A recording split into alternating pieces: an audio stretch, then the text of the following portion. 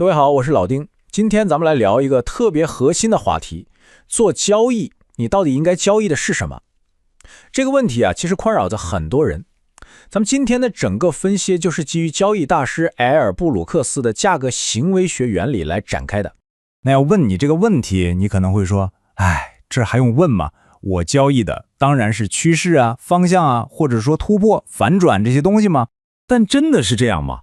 你仔细想想，或者观察一下周围的人，你会发现一个很有意思的现象。大多数人他真正交易的其实根本不是那些大概念，而是屏幕上那些一闪而过的所谓的图形。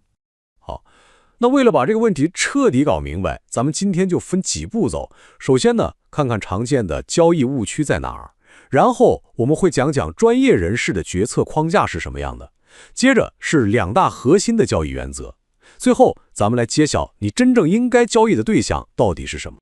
好，那咱们就先从第一部分开始，一个最普遍的交易误区。你觉得你交易的是市场，对吧？但实际上很可能你只是在对着屏幕上的各种奇奇怪怪的形状做一些下意识的反应。你想想是不是这样？看到个双底儿，立马就想做空；看到一根吞没 K 线或者锤子线，就觉得要反转了；或者说碰到个什么三推结构，就感觉这个趋势肯定到头了。就好像看到一个熟悉的图形，就像按了个开关一样，啪一下单子就下进去了。说实话，这根本不是什么深思熟虑的决策，这纯粹是一种条件反射。但这里有一个非常残酷，但我们又必须面对的事实，那就是一个形态本身它自己是没有任何独立价值的，它的意义100%取决于它出现在什么地方，也就是它在整个市场结构里的位置和背景。咱来一个例子就说这个吞没形态，你看同一个东西，结果可能千差万别。如果它出现在一个区间的顶部，那它可能是个非常棒的卖出信号。可要是在一个很强的趋势里呢，它可能啥也不是，就是一次正常的小回调。甚至在一个关键位置突破之后的回踩，它反而会变成一个让你顺势买进去的绝佳机会。你看是不是很神奇？所以这些关键点就来了，你得明白，一个 setup， 也就是咱们常说的交易信号，它不等于一笔完整的交易。一个 setup， 它充其量就是一个入场的触发器，它就是那个执行按钮，但它绝对不是你做这笔交易的理由本身。那问题就来了，如果不靠这种条件反射，那些专业的交易员是怎么做决策的呢？其实很简单，他们依靠的是一个可以重复的系统化的流程。好，那接下来咱们就来一步步拆解这个专业的决策框架。这个流程总共分5个关键步骤。第一步，先判断市场环境；第二步，识别结构位置；第三步，要用强度和动能来做个确认；第四步，用时间来验证；最后一步呢，也是非常关键的，用数据期望来做个过滤。好，咱们一个一个说。第一步，判断市场环境。其实市场说白了就2种状态，要么是趋势，要么是区间。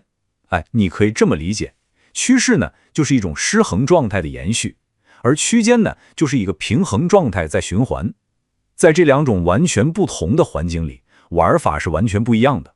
记住2句话，在趋势里别老想着抄底摸顶，因为大部分反转都会失败；而在区间里呢，也别老想着追涨杀跌，因为大部分突破也都会失败。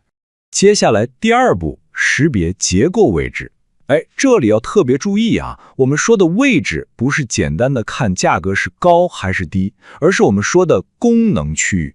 你看这张图，价格在7号点这个地方回调，它测试的正好是3号点的前期高点，像这种地方才是真正关键的结构位置。为什么呢？因为在这些地方，市场里有一方力量是被迫要采取行动的，是他们不得不防守的地方。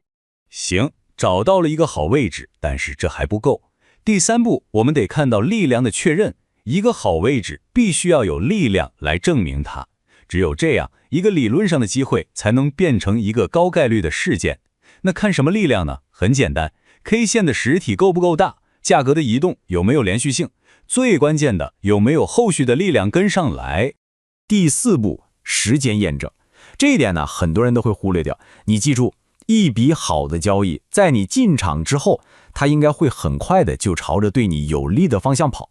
如果价格进去之后磨磨唧唧、犹豫不决，或者尝试些横盘，那通常就说明一个问题，你的结构优势根本没你想象的那么强。